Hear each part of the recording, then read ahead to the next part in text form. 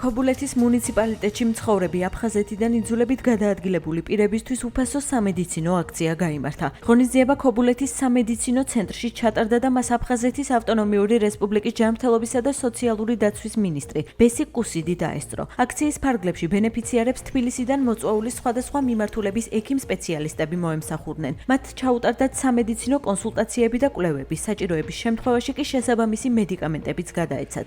აფხაზეთის ჯანდაცვის სამინისტრო დევნილი მოსახლეობის ჯანმრთელობის დაცვისა და სამედიცინო სერვისებზე ხელმისაწვდომობის გაზრდის მიზნით მსგავს უფასო სამედიცინო აქციებს საქართველოს სხვადასხვა რეგიონში სისტემატურად ატარებს. აფხაზეთის ჯანმრთელობისა და სოციალური დაცვის სამინისტრო აგრძელებს საქართველოს მასშტაბით უფასო სკრინინგული გამოკვლევების პროგრამას.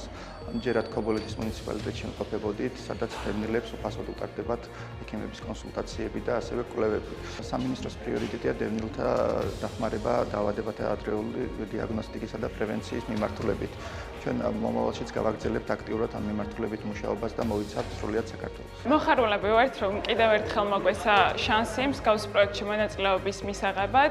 აფხაზეთის ჯანდაცვის სამინისტროსთან თანამშრომლობით, რა თქმა უნდა, მნიშვნელოვანია მსგავსი პროექტების განხორციელება და საქართველოს წამყვანი სპეციალისტების ჩამოსვლა, პაციენტების ნახვა, სკრინინგის ჩატარება და შესაბამისი მკურნალობის დანიშვნა. ძალიან დიდი მადლობა აფხაზეთის ჯანდაცვის სამინისტროს ასეთი პროგრამისთვის.